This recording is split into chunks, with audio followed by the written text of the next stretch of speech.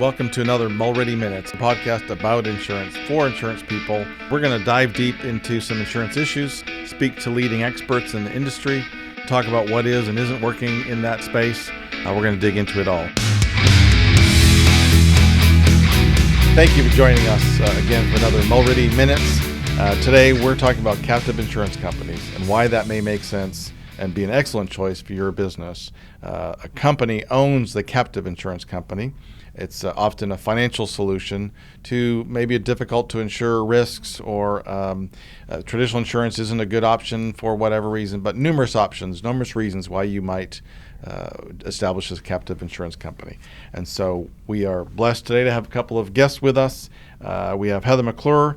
Heather has helped establish in 15 years maybe at Oklahoma University, and all that went with that, with their risk management and risk officer, as well as their captives. She recently has made a move to AON, where she's chief risk officer for them and their healthcare practices. So, and secondly, we have my colleague, Donald Ashwood. Donald is our captive coordinator at the Oklahoma Insurance Department.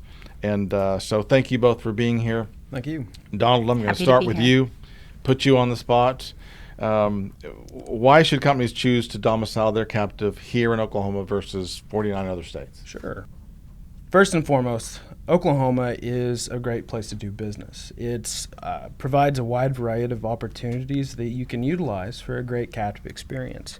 Some of the key items I think that need to be noted, though, is we have very competitive premium tax rates. You have a low cost of establishing a captive insurance company, limited investment restrictions, a broad allowable coverages, and probably the most important note to include here is Oklahoma's commitment to responsiveness to its existing and prospective captive insurance companies and service providers. This is really the most important because it can serve as a metric as to whether or not a captive or a service provider either chooses your state as its domicile.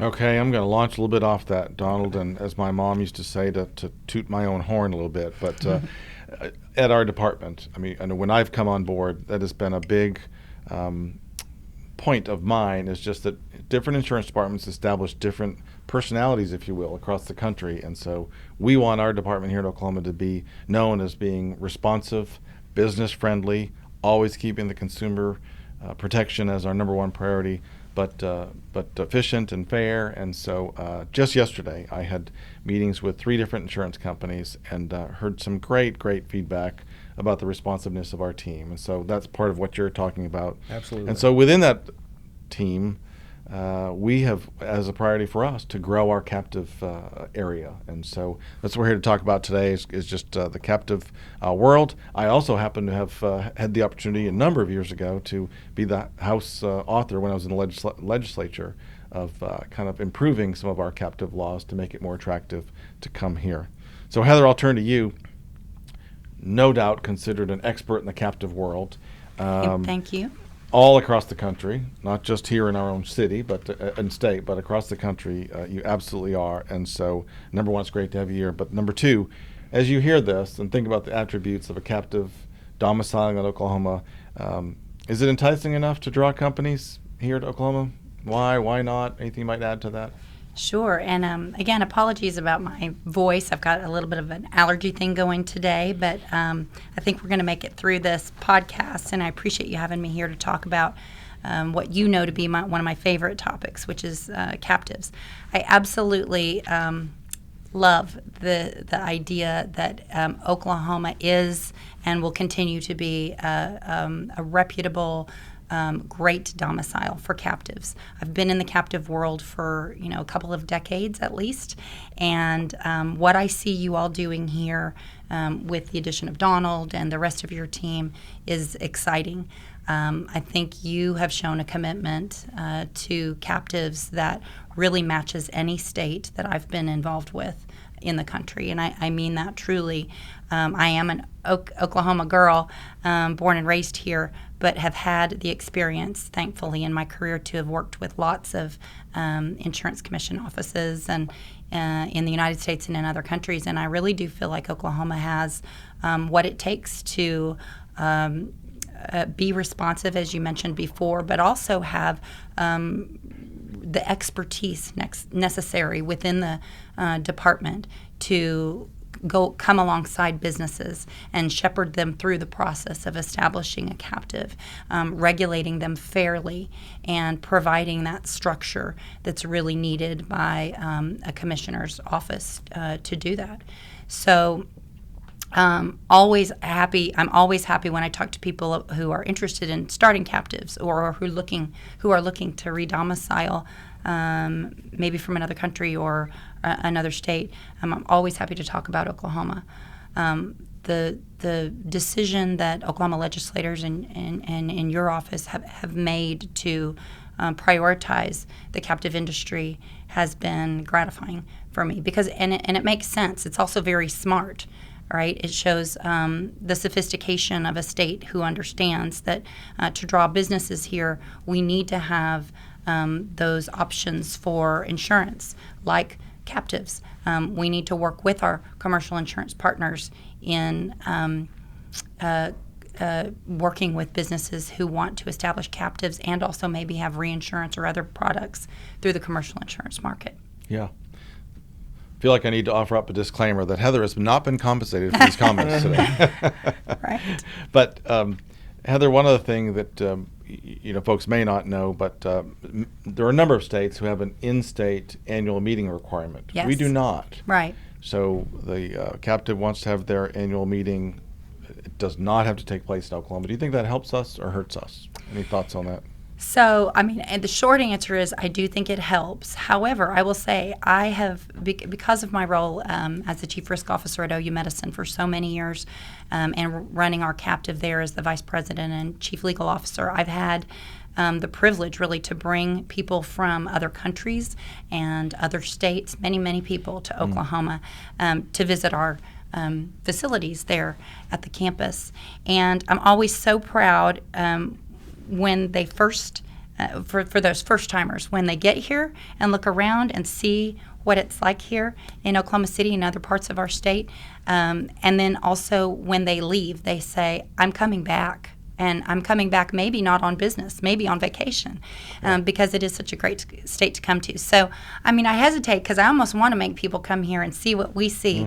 Mm-hmm. It's just really not what people expect. Certainly, it's grown so much in the last 10 or 15 years that if I tell people, if you haven't seen Oklahoma in the last 10 years, you haven't seen Oklahoma. Certainly not Oklahoma City. So that said, I do think that when we look at businesses and we look at the financial situations that industries are in, we don't need to make them come to Oklahoma to have a meeting. We know that once they visit, they're gonna come back anyway. I think they will.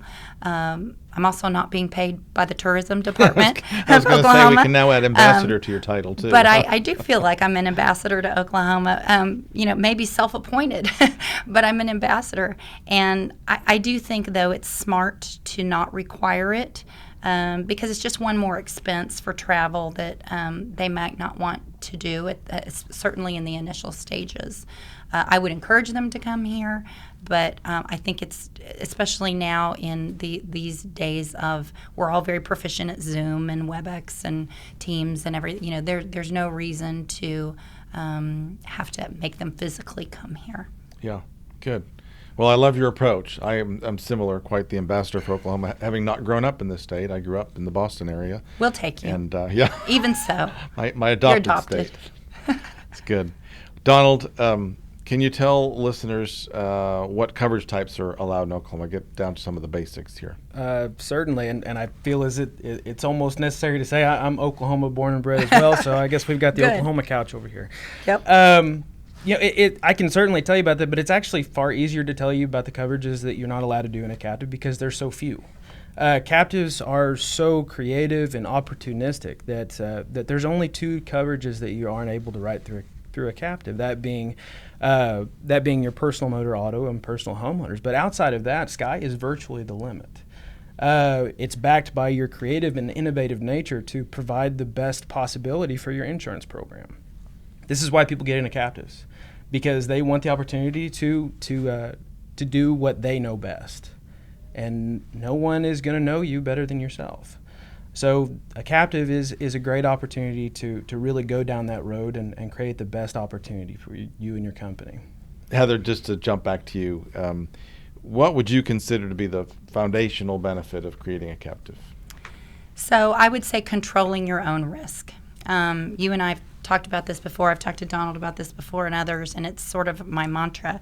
And as Donald alluded to, I mean, no one knows, and I'll say it in a little bit of a different way that I like, but no one knows how to make widgets better than your widget making company, right? So when we talk about it in a business sense, whether it's healthcare or agriculture or energy or manufacturing, you know the risk associated with making your widget better than anyone else. And so to control your own risk, to be accountable for your own risk is really the goal.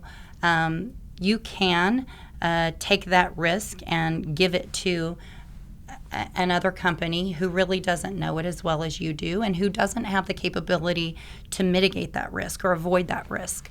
But with a captive, you have the opportunity to take a hard, serious look at your risk, what it really is, not what you hope it to be, but what the actuaries tell you it is, what your loss history tells you it is. Look at that body of risk. Take accountability for it with a captive. Partner with others, with reinsurers and others, so that you're not, so it's not a volatility that you're not going to be able to withstand. But then look at it and put controls in place using the funding by the captive and the money savings that you're going to have by starting a captive. And instead of sending those profits out to another company, take the profits for yourself, the investment income for yourself, and then put it into avoiding the risk and improving safety in whatever organization you're in, so that you're lowering the claims and that you are improving your risk profile. So controlling risk is the goal for you. If you have a captive, if you're starting a captive, that is really the theme. Okay, and so you've talked about the financial side of that, but from a parent company standpoint, or the company that actually owns the insurance company, what are the benefits, or what else would you talk about other than the financial side? Other than the financial side. So again, I would go back to the accountability, the control, but the accountability and sort of the moral philosophy of hey guys, hey, employees, board of directors, we know what we're doing better than anyone else, and we're going to create efficiencies. We're going to set up maybe some risk grant programs. Maybe we're going to establish some safety officers through our captive using funds from our captive. And we are going to go out into our production, whatever that is, and we're going to look for ways to do what we do better, so that we're making people safer, and so that we can get back to the business and really concentrate on the business at hand, which is to providing safe care or a safe product or safe services. And it really is sort of a clarification. It's an efficiency that a business should have. To be able to look through that really clear lens of risk. If you're ceding your risk out to another company, you're really not seeing what's in your own company. You're not paying attention to it because someone else is dealing with it, right? So it's really just it's a business philosophy it should be embedded into the fabric of a healthy business, the accountability and the control. Yeah, ownership. Well, this has been really helpful. We've heard anything else that you want to add, either of you? I would say really from a perspective of looking from the outside in, if you're looking at a parent that is wanting to own and operate a captive, frankly, that's an admirable action. It's an opportunity that not every company would be willing to do. It's a risk. You're going into something you've never done before, maybe something that you've never been involved before. You're going from paying premium to a commercial insurer to actually knowing so much more about why there's risk, why there's premium. Things that maybe you never really wanted to know about, you have to know about. With that said, the benefits outweigh all of that. By far. I mean, whether you're talking about investment income, profit distributions, the biggest impact on that is that accountability really puts you in a perspective of being able to provide the best program that you possibly could. You're not being pooled with a number of individuals that you have no affiliation with. It's everything about you.